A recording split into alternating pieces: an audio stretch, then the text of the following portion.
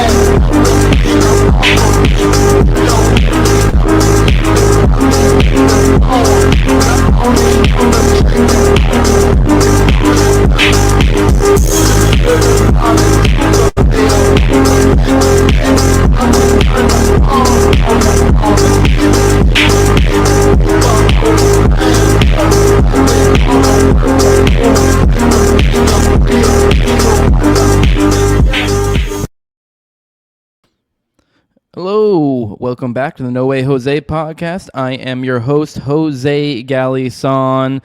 Today we are starting the first part of a multi-part series. We will be talking about the years of lead. Kind of ties into a larger kind of Gladio concept and other things. It was a multi-decade kind of period of time during Italy where some glowy things occur. We'll talk about that and more. We'll have Doc Inferno joining us today. We had him on fairly recently for an episode on 09A/764, which a lot of people seem to really enjoy, so I do highly recommend go checking that out if that is a topic you'd be interested in.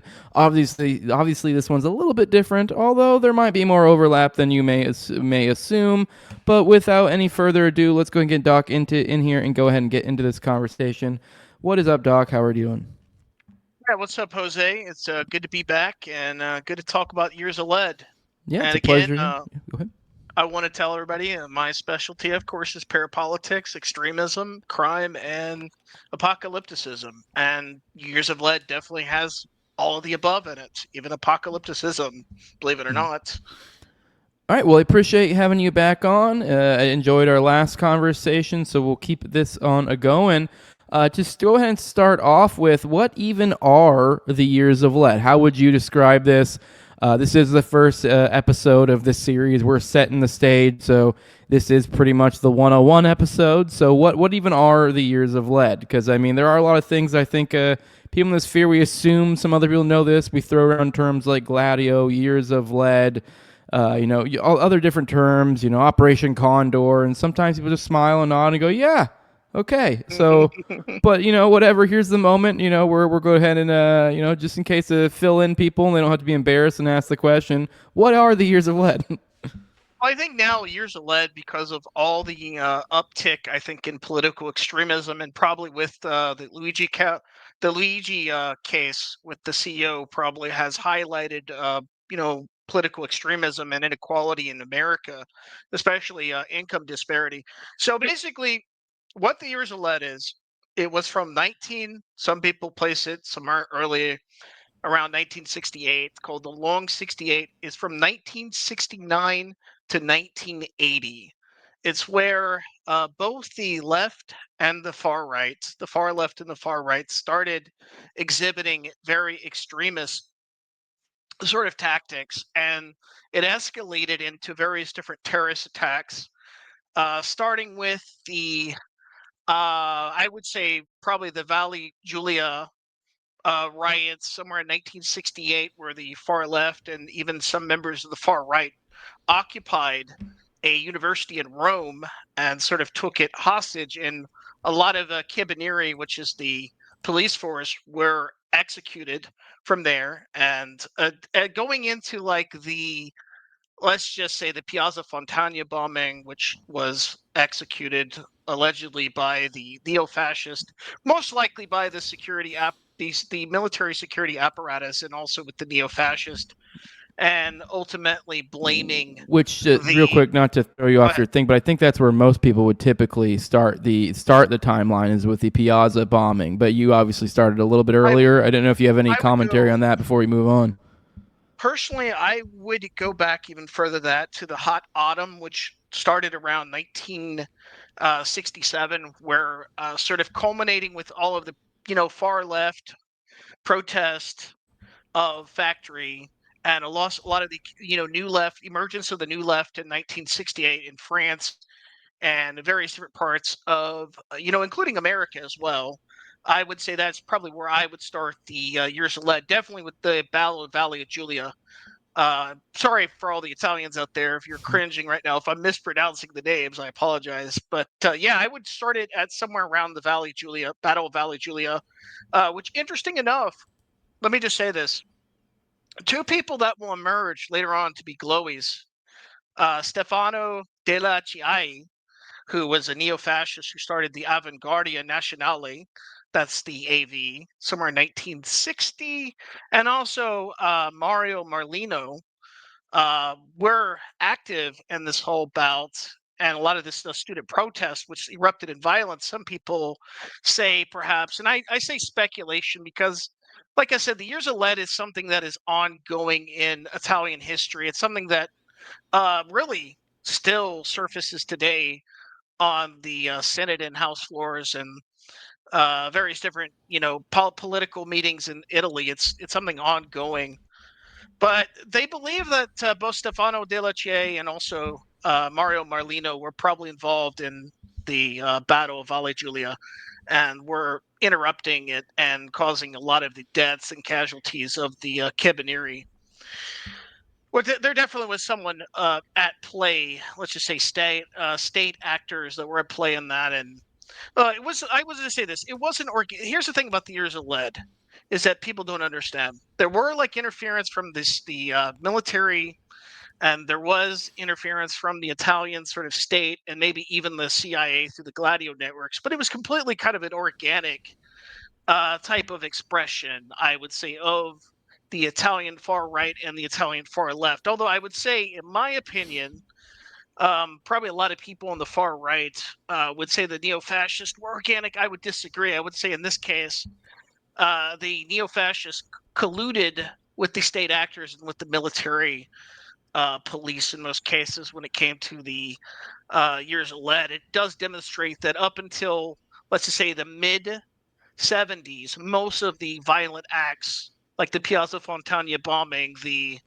Peziano sort of massacre, they were mostly perpetrated by the neo-fascist in collusion with state actors. But anyway, I hope that kind of explains sort of the origin point of where people kind of mark the Years of Lead. Some people mark it with the 69 bombing. I mark it with the Battle of Valle Giulia.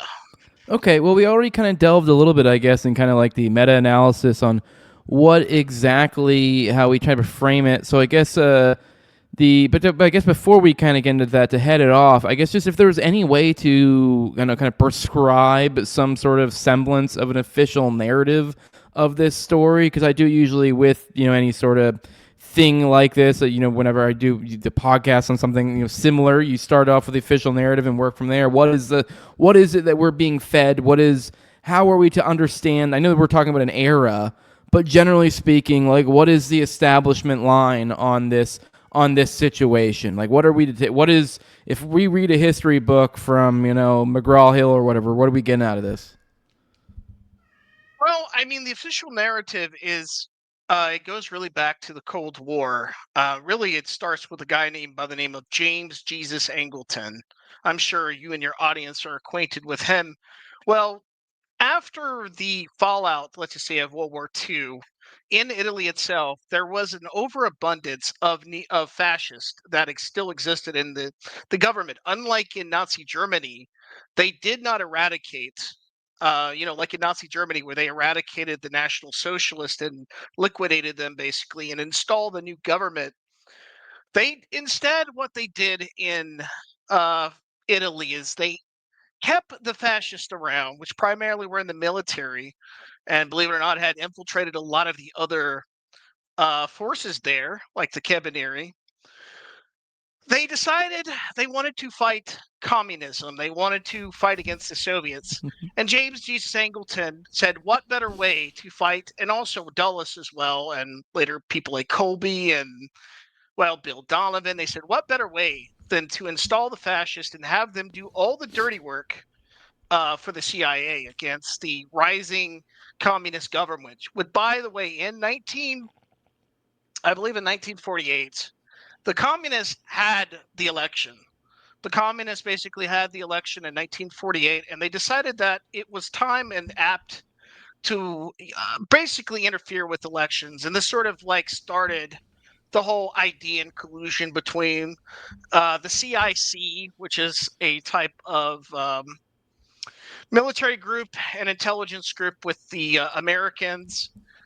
They decided that they would install like the fascist, and also the SID, which is the Italian, and the SFAR, which is the sort of also Italian military intelligence, that they would install them. This all happened at a particular conference.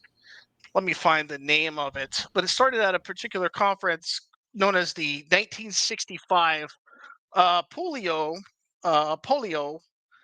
Institute, 1965. They, with working with the FAR, they decided to work with the fascists, and it was actually illegal in Italy at the time to have a fascist government. What they decided to do is they decided to, under sort of the Marshall Plan or whatever, they decided, and under like the American like occupation of Italy, they decided to, let's have these various different governments in place. Let's have the Christian Democrats that are more inclined towards the Atlanticist, that is the Americas. Let's also install a sort of reduced or dull, reduced down sort of PCI, which is the conventional Communist Party. And let's also have the MSI, which Melania, I believe, not Melania, but Maloney, I believe, the current prime minister of Italy, is a member of. They decided to like put all these people in these particular governments and install them and place them. But of course, this caused a lot of trouble and there was a little bit of preference by Angleton and by the CIA for people like the MSI and also even the Christian Democrats. And we see that this is sort of where all this arose and the problem sort of arose. So they never truly eradicated any of like the fascists. That's pretty much the conventional English. When you open up a history book, that's what you're going to find about Italian sort of history.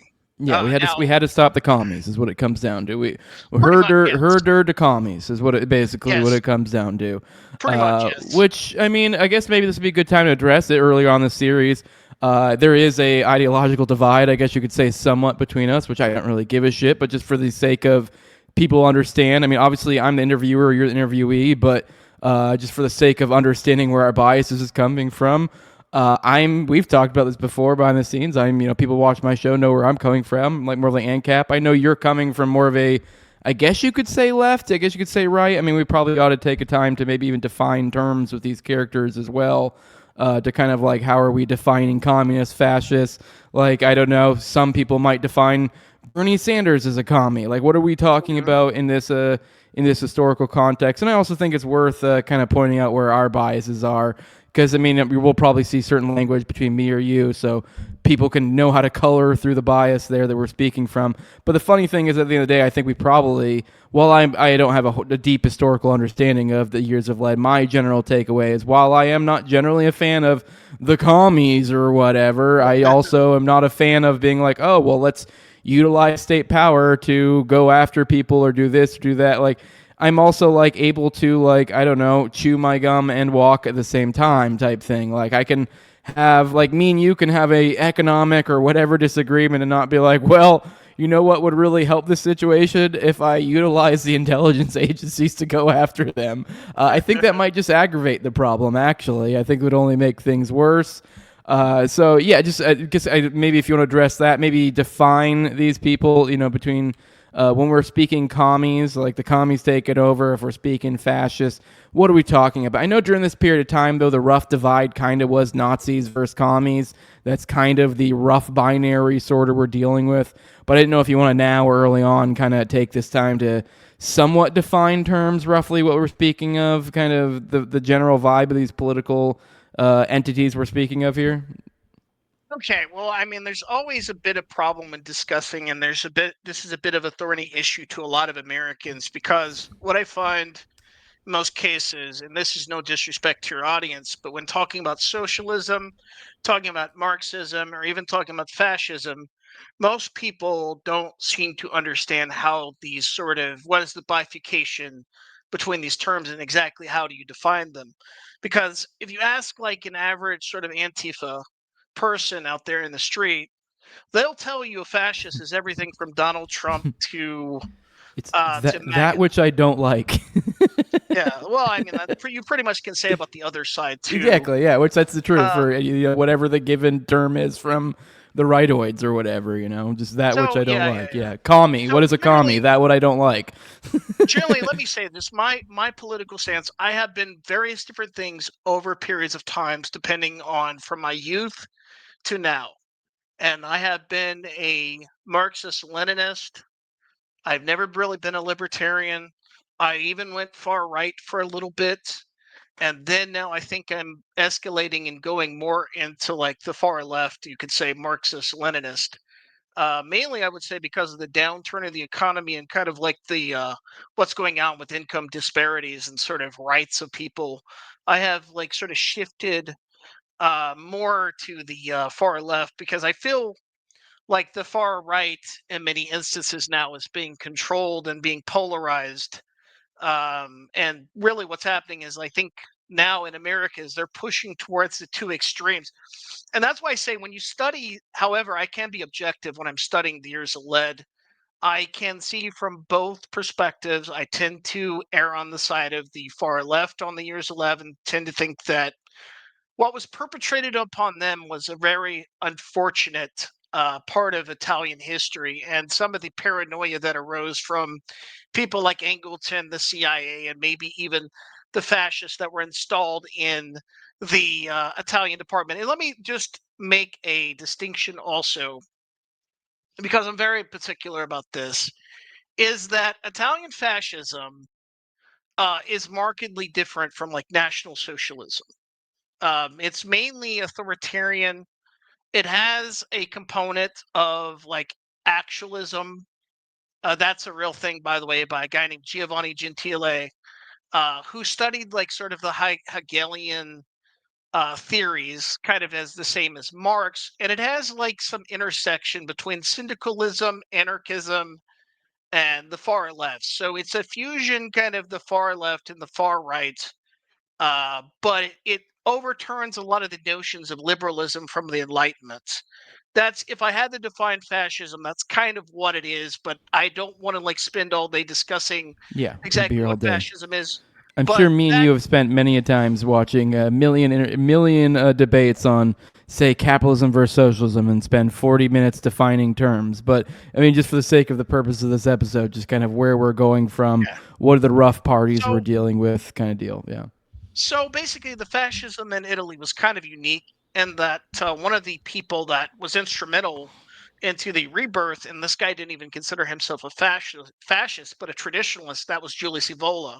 I don't know if you ever heard that name, but Julius Mm-hmm. Evola was this guy that wanted to wind the clock back to traditionalism, and not traditionalism as in conservative or liberalism like we define in America, but he wanted kind of a caste system. He wanted a set of elites, and he wanted to basically, because the modern era had been degraded by what he saw as Judeo-Christian Enlightenment, liberalism from and decadence from the modernity. He wanted to wind that back to kind of the elitism, and to the past, for which he saw it as like contrasting telluric. And I know this gets kind of like strange to a lot of people, but the telluric type of, let's just say, Earth, type of telluric Earth qualities versus what he saw as solar Hyperborean qualities. And I know this sounds like alien to a lot of people, but this is what Julius Evola actually believed in.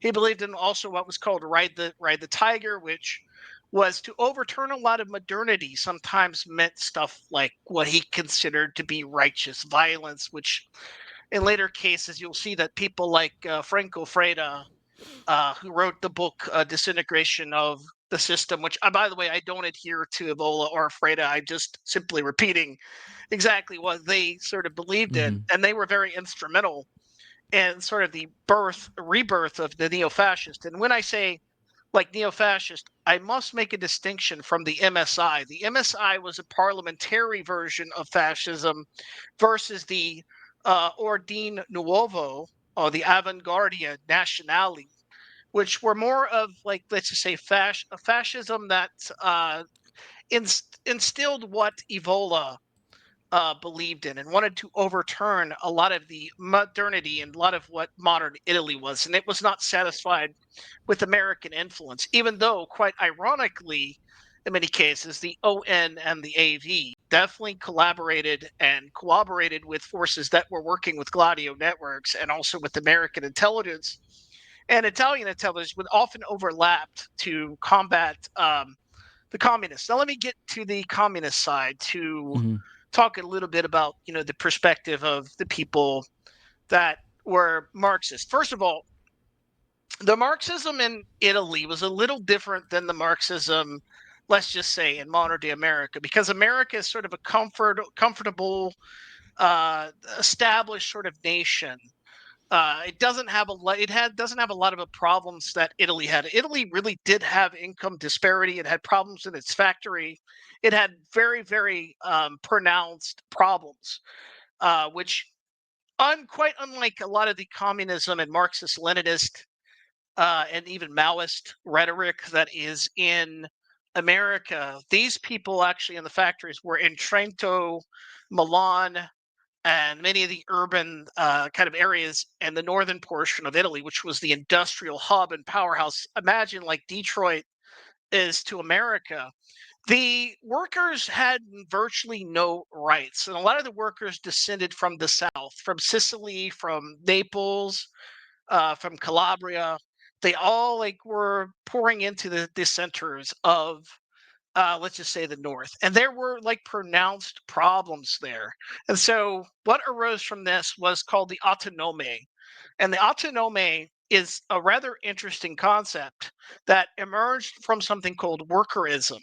And workerism believed, mainly people like Antonio Negri, who was a sort of instrumental Marxist theoretician. He believed that revolution was not from a vanguard, but it was from like the workers, from the factories. So a lot of these stuff, like the hot autumn, like I discussed in the long 68, it emerged from the factory floors. This is also where a lot of the support for the prima linea, the front line, also the potentio operae, the potential operation, which was headed by Antonio Negri and the Red Brigades. They not only had an origin point within the universities, they also had an origin point in the factories. So this is kind of the marked difference between modern day American, you know, communism, Marxist Leninism, and Italian Marxist Leninism. So I must make that distinction between kind of the two. And just like the fascism in Italy, they actually had a historical precedent for the fascism. In America, it's questionable about a lot of the neo-fascist organizations that are sprouting up. A lot of it is like seems to be. What's interesting, however, is I will say some of the interesting facts. Researchers often miss this. Is that fascism can be countercultural, just like I discussed, with you in the 098 and 764 episode, is that fascism, just like Marxist Leninism, can be countercultural. And the ones in Americas and the ones in Italy were both countercultural. And I think researchers need to understand that. Now, in addition to that, you also had the anarchist as well. So you didn't just have this like binary type of left to right sort of divide in Italy. The people actually lived their politics. They actually went out there and went in the street, throw a Molotov, and actually believed in what they were doing, even if they were misguided. I would say Yeah, a lot I of the mean, we had the directions. Haymarket bombings in the early Oh 1900s, yes, so yeah. that's correct. So yeah, Yes. so I mean, this is a people used to be about it. I mean, it was different times though, for sure. All right, let's talk a little bit. I kind of want to start getting leaning into meta-analysis, but we're in defining terms right now, and I think this kind of really is a little bit of both. If we're defining terms, groups, etc. The strategy of tension. I feel like that kind of segues obviously perfectly from defining our terms into kind of where we think, or kind of roughly, kind of how we would maybe characterize this, as opposed to the official narrative that we the aforementioned official narrative.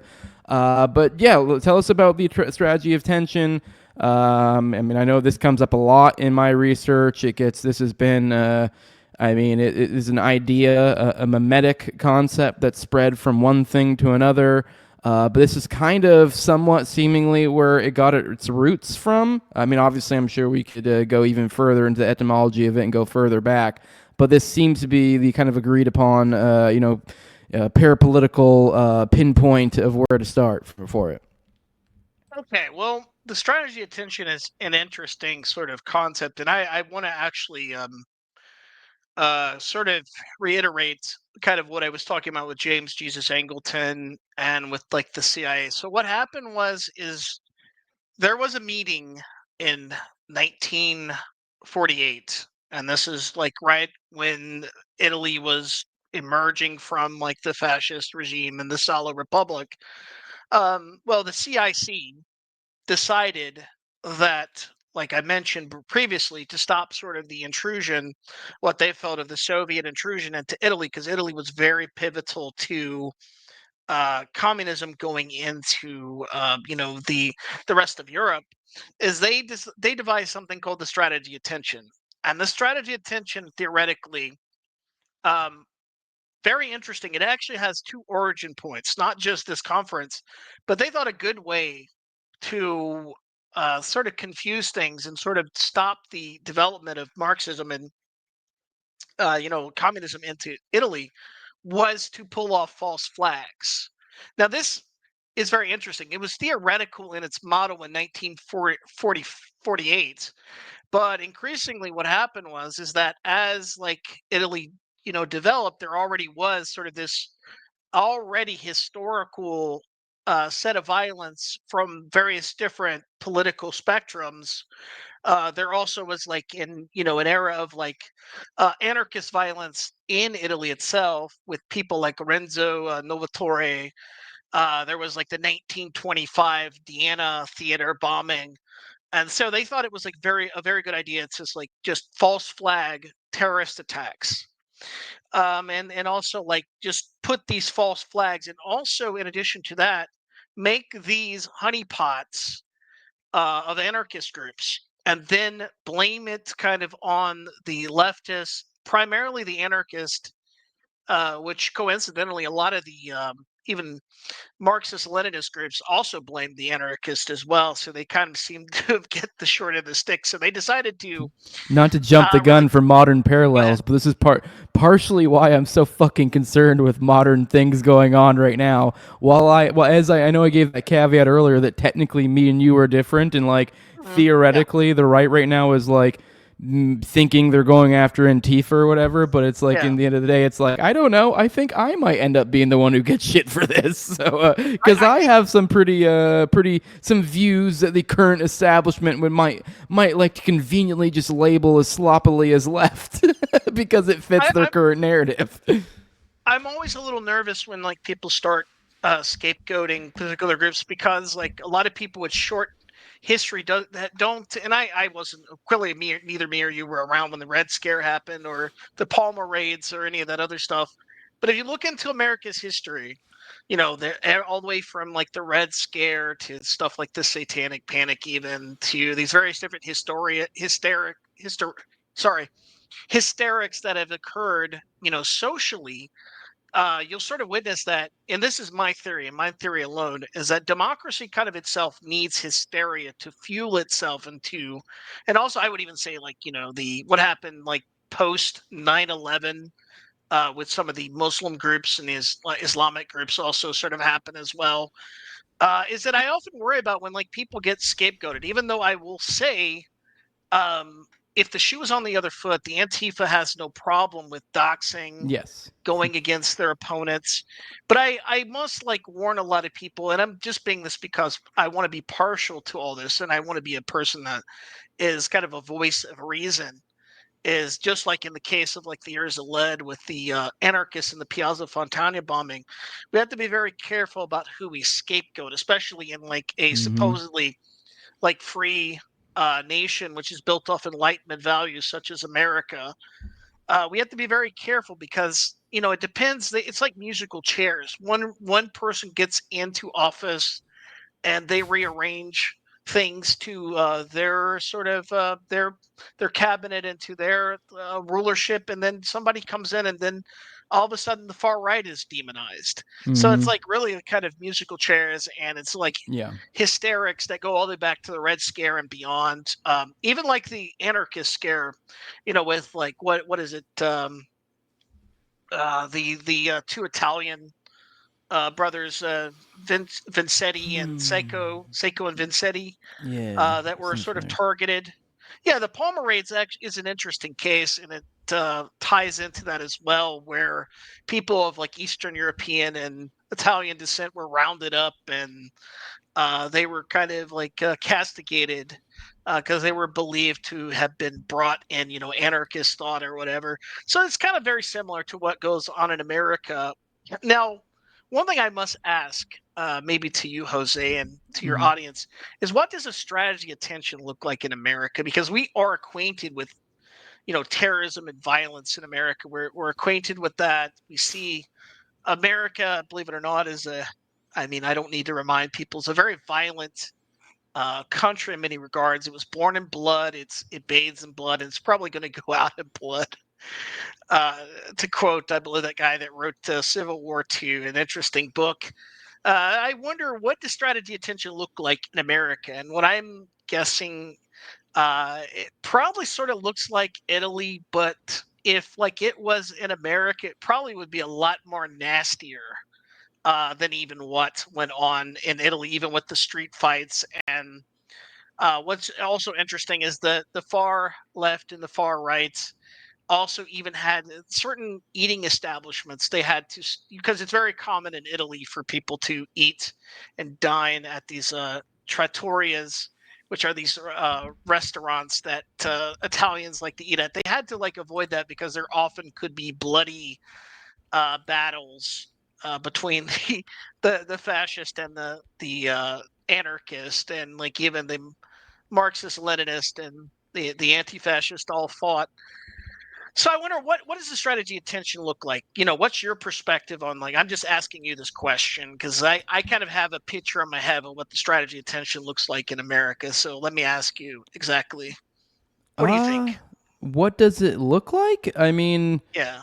That's kind of, to me, the way I see it, strategy tension is kind of a open. It's generally an overall concept. So, how it would look is kind of what we've looked at for roughly since its inception. But I guess if you're trying to say specifically, Yeah. What's from, American strategy of tension look like? I guess I think we're kind of looking at it. I think I'm of the I opinion agree. that we've kind of been, we're kind of living through it. We just saw, I don't know, the right wing's beloved, one of their beloved influencers, neck do a whole splody thing, just a handful of weeks ago, I think. And I don't know. We're getting all sorts of murmurs all the time from all different former intelligence agents and this and that about how they have intel about this or that. All these. We're kind of getting these revelations of the method of, certain rogue nations that are completely open to using nukes. This is, I think kind of what, to some degree, the strategy of tension is. This is, I I would mean, agree. we're getting a scattershot of so much stuff right now that we can't keep our head straight on and focus on any given thing. I run a Monday through Friday daily show where I kind of do a raw info dump of going through what I think are pertinent political or parapolitical topics, and I just can't keep up. Like, I think I think that is the strategy of tension right there. So what I think is because America is not as, let's just say, closely knit as like Italy was. Italy is kind of different because they have like a formalized culture. They have the Catholic Church, and they also have kind of this tight sort of different family structure. And America is very much an Anglo-oriented society, unlike Italy. Italy is a more Mediterranean-based, I would say, society. I would say it's probably going to be a little bit different. A lot of the violence in Italy was very personalized.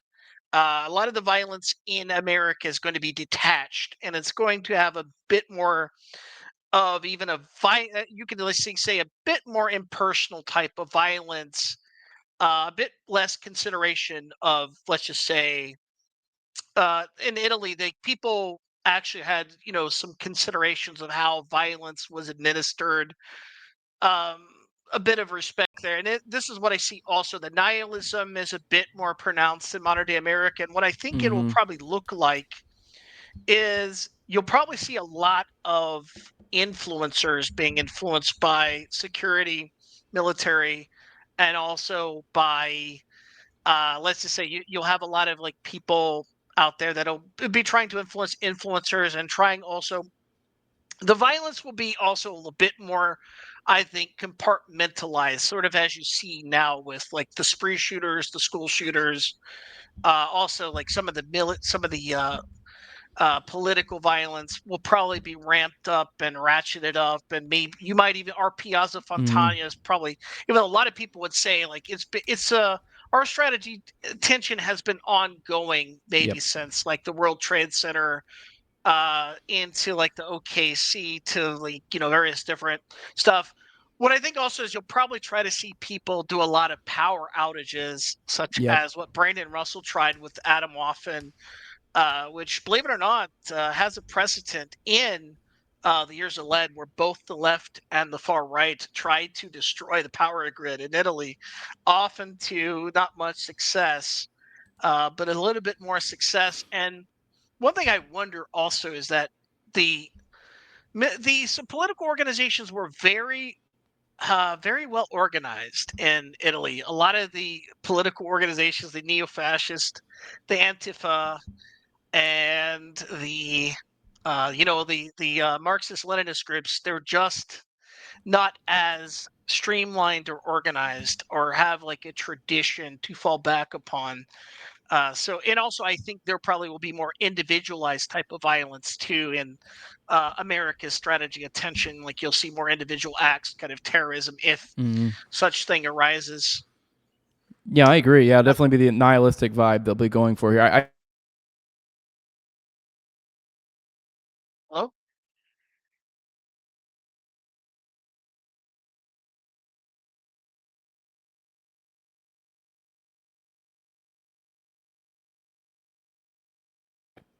Sorry, the internet just pooped the bed real quick. I hope that Yeah, you wasn't too froze. bad. I No, froze you for a minute froze. there. Yeah, you Okay. froze for a minute there. Okay. Anyways, I forgot what I was talking about. We were talking about how the strategy of tension would work in like Oh America, and yeah, what I would yeah. All I was and I saying, it was mostly just filler. All I was saying is I should have mentioned 09764, like school shootings, the sort of nihilistic lone wolf, like that definitely seems to be a more modern day turn. Is more of the more individual. The lone wolf thing has been since in the past few decades has been more of the it's especially been the turn. Which I know there's probably a whole number of different reasons we can theorize why this has been more the focus. I think to some degree maybe there's a pragmatic concern when it comes to ops. You know, you kind of maybe gets easier to try to pin it on one guy instead of having, I don't know, trying to simplify. I don't know why, but that does seem to be where things are going. But in combination with other, I think, individual acts of terrorism, maybe even isolated larger attacks, maybe even, I wouldn't be surprised if maybe we see something along the lines of like Brabant killing type things, because that would be the kind of in and out quick, kind of something like that, because I struggle to think that the days of deep events. I mean, I think the deep events of today are going to be like what we just saw a few weeks ago with Charlie Kirk, as opposed to say something like the OKC. Like, I can't help but make parallels. Obviously, like Tim McVeigh, the initial, all the craziness of the initial, the timeline and stuff. But obviously, there's a big difference. And like one was like, I forget, was it 169? I think people died or something like that. Yeah. Or I might get around. It's just short of 200 people died. A lot of fucking people died, as opposed to one person. But one's a much larger operation. There's a whole lot more moving parts. And the other one's just one dude go boom. I mean, obviously there were moving parts probably there. If we're going to assume there's something else going on, there probably were a whole bunch of moving parts there too. But it's probably a lot easier to do one person as it was a whole thing. So yes, so far as going forward, I think it will look a lot different, but also very similar. Yeah, pretty similar.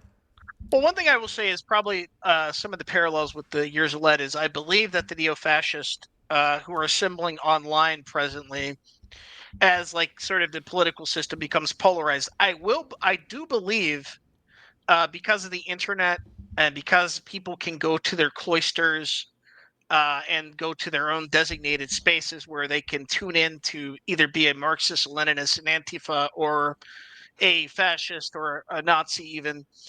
I think this will cause even more polarization as people start to cling more to those ideologies than whatever the mainstream political discourse. And so what you will probably see, and you're seeing this like in these various different little cloisters that are on the internet that are pre-existing, because in many ways the internet's making the world look more like monasteries, as people are like clinging more into like their little convenient spaces, is you'll see more like distance from one another.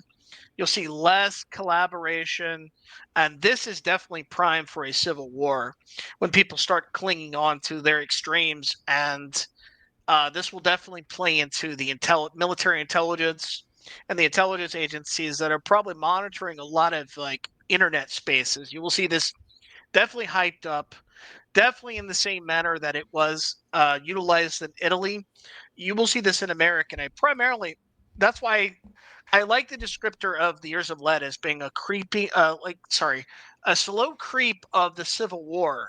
That's kind of what a lot of historians describe the Years of Lead as, that it was a slowly creeping civil war. And I think that's what's going on in America presently with these various different places on the internet where people are clinging on to like their values. Another thing is, I noticed on the far right, what's very popular now is active clubs, people like, Patriot Front and other types. This was very much reminds me of a European-based sort of neo-fascist organization. And this will, of course, turn into a paramilitary group. And I think increasingly that's what you're going to see. You're going to see, and I do believe, and this is not to anybody out there that may take this the wrong way, I do think the neo-fascists in America will probably side with the intelligence agencies and probably will side with the, let's just say, the U.S. government, which ironically has been battling them, let's just say, since the 1960s or 70s and 80s. I think they will actually side with a lot of the military intelligence. Now, when Because a you lot of, refer go ahead. when you refer to the neo-fascist in today's context, roughly what are you meaning? Like the modern Groypers, kind of vaguely? No, What are you talking about with neo-fascist? I guess is when I say like when I like say what would be a modern colloquialism that would be more accurate here? well, I mean, the Groypers are kind of an online phenomena, but yes, Mm-hmm. they are growing. I wouldn't call exactly them. I would call them more populist, American Mm-hmm. populist. Yeah, They're yeah, more in yeah. the mold of like populist. That they're not really neo-fascist. I would say Patriot Front, Atomwaffen, what is called the NSO, the National Socialist Order. or any of those specified groups I would call as neo-fascist, because they a lot are like the OD, the Ordine Nuovo. They have a lot of the esoteric lore that was very common amongst the Ordine Nuovo. And it could be argued that maybe even Atomwaffen and NSO and some of those other groups are maybe working with the U.S. government right now, because a lot of them seem to be part of like a LARP of like some kind of PMC or private military contracting agency known as Castle International. Believe it or not, you go on their Telegram group and you see that is what they're promoting. So they're like, they really do. A lot of them do resemble such neo-fascist groups in Italy, even like Patriot Front to a certain extent. Although they would probably resemble more of the MSI, more of the parliamentary type of fascist group in Italy. Like I said, it's hard to make exact parallels exactly in American. Plus, here's another element that Italy didn't have is we not only have the internet, but we have kind of an increasing surveillance state, such as Palantir and Peter Till's sort of operation. So what I want to also say is there are like fringe groups, such as there's a guy named Zoltanis Shandon Simpson who runs this blog called Fascimo. It seems like he wants to advocate Nazmaoism, kind of like what Franco Freda was pushing, the guy who was allegedly behind the Piazza Fontana bombing. And it seems like there is also like this weird sort of third way that was also in Italy at the time, such as the Giovane Europa, which, believe it or not, this name keeps coming up over and over again. There's a guy named Jean Francois Thiat, some Belgian guy that wanted to combine the left and the right. So you have a bit of this growing on the internet as well. So you have the Grapers, you have the aspiring Nazmaos or Nazbols, you have the neo-fascist groups like perhaps Patriot Front and Atomwaffen and the NSO. So like that's sort of the parallels. If I had to pinpoint it to America, I mean, just to be that exact, that's sort of like what I see forming. And it's mostly, believe it or not, an online phenomenon.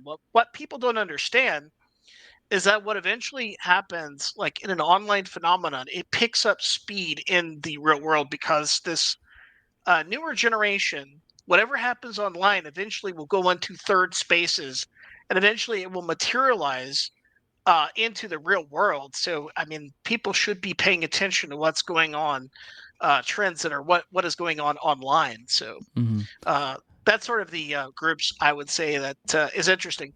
Yeah, I would agree. And I guess kind of like maybe a final question, perhaps. I think it's a little bit of a meta-analysis slash kind of parallels here as well. But I kind of want to get like kind of a final thoughts on meta-analysis. And I guess in a certain sense, I guess is almost like something we could have saved towards the end. But I guess of the whole series. But I just kind of just general vibes, meta-analysis, like to organic versus inorganic. You mentioned the concept of this being kind of like a slow, simmering civil war, and that definitely rings true with today, that we're kind of seeing the same. I definitely feel organic vibes in the air on both sides. Particularly, I'm probably more in touch with the right, but I'm very concerned with how essentially ready they are to essentially, I don't know, jump on their enemies, while being kind of unthinking and kind of dumb about it.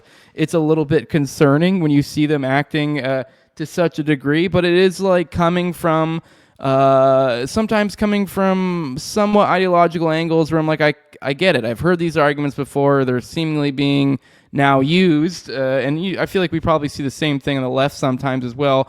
But on the flip side, though, at the same time, I can't help but notice on a certain level of artificiality in the air. I guess, this is what we're talking about when we're talking about essentially intel agencies or whatever, essentially a thumb on the scale causing something.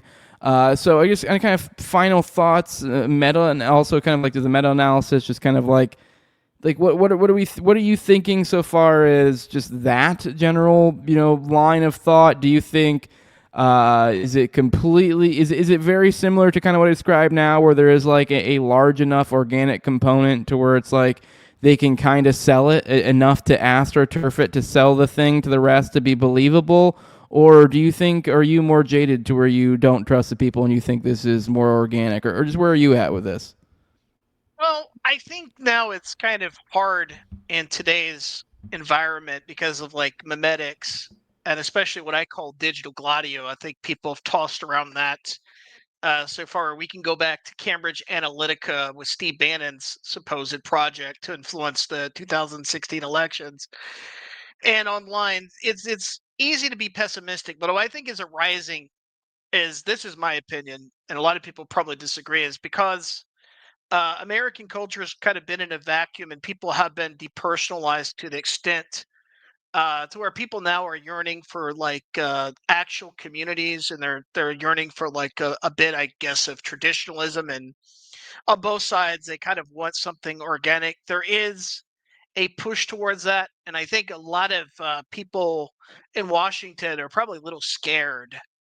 And there's probably people like Curtis Yarvin, Peter Thiel, and some of these other people that are trying to hijack both the far left and the far right. And they're kind of scared of authentic politics that come from like community and from community basis. And so, like, yes, I do believe they are utilizing the internet influencers and different kind of memetics to sort of stir the pot when it comes to politics. So yes, I'm a bit jaded. I'm a bit pessimistic when it comes to political discourse online. But yes, I do believe there are definitely people that influence and steer the direction, and mainly from the left. It seems to be coming from academics, and it seems to be coming from like the DSA and from other sort of already entrenched leftist influencers. And on the right, it seems to be coming from, you could say, maybe FBI agents, Like military intelligence. military intel, the sort of Yeah, stuff that wows the right retards yeah. type deal. Yeah, yeah, yeah. So yeah, I agree. That is a pretty good analysis of the situation. I look forward to further discussions on this topic with you. Let people know where they can find you. I mean, if you have any other final thoughts, you can drop them in now too. But otherwise, we'll get out of here. I think it was a perfectly dense little conversation. While it was sub-hour, it was we got a lot of info in here.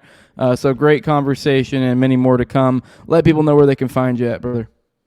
Okay, you can find me on my podcast on YouTube, Demento Mori. I'm Doc Inferno, where I study and research parapolitics, crime, apocalypticism, and all its consequences on the modern world. And basically, what I want to say before we go off is that I would say don't let the internet 100% influence you, and don't let sort of your bias get in the way of what clearly is, let's just say, psyops and various different false flags that's arising. Even if you don't like a particular, let's just say, political, objective or whatever. You don't like a particular political group, I think you should definitely sit back and wonder if you're being controlled necessarily by certain kind of state actors, Mhm. and if this is like Consider controlled. second and third order effects, perhaps. Yeah. And I would also like to say that a lot of politics now is just performance art. A lot of it's just like a theater, and a lot of it is like just spectacle on various different sides, and which is good. I think it's not bad to have like spectacle and specter and performance art. It's just when it gets carried to the extreme. And I would be especially hesitant of a lot of Peter Thiel backed intrusion into the left, because that's Hmm. going on a lot. If I may also mention, there is a particular group that was called, I believe it's called the Fume Galleria, which is like, there. If you look into that, there's some interesting people that's sort of controlling that. And during the years of lead, there were like many fake anarchistic groups that were actually formed by who I mentioned previously, Mario Marlino, who was a comrade of Stefano della Chiaia, and they actually made these fake anarchist groups to where they would set up people on the far left and anarchists to take the fall. So be very careful about a lot of these like astroturf type of groups, and also monitor like who's getting funding from people like Peter Thiel and Curtis Yarvin and some of these other people.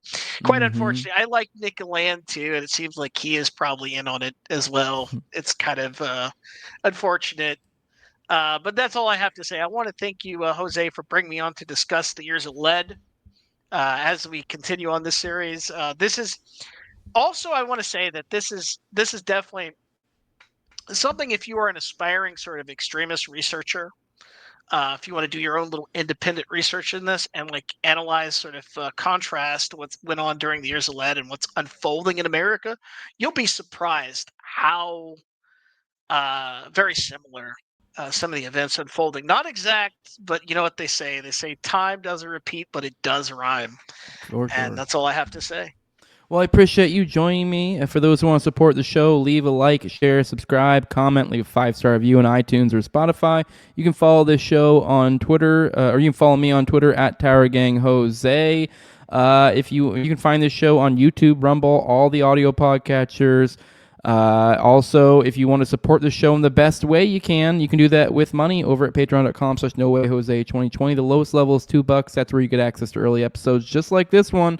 I usually do about 1 to 2 of these a week, of these paywalled episodes, and I keep about 4 or so of those behind the paywall at any given time. They get released a week or 2 later typically. And also, you get the ad-free RSS feed. You also get the access to Telegram, access to the pre-show, post-show, and access to the video calls on me and Austin's weekly live call-in show, Already Dead, which is on Tuesdays at 9:30 p.m. Eastern. And the highest level is my sponsors, and I give them a big shout-out for all that they do for the show. As a big thanks, and my previous co-host on Tower Gang, at Learner Toad, also at Abrogate Ds, at ZOVRCK, at _Invisiel, Tim Tuttle, at Jolly Klebold, Will Bell's Delicious Blueberry Rabbit Eye Wine, big fan of the show, Torrin May, at Wayne Taculus, Yellow Polka Dot Dress, and Mark Vestibule. And with that, we are out of here. We will see you guys on the next one. We are out. Bye-bye.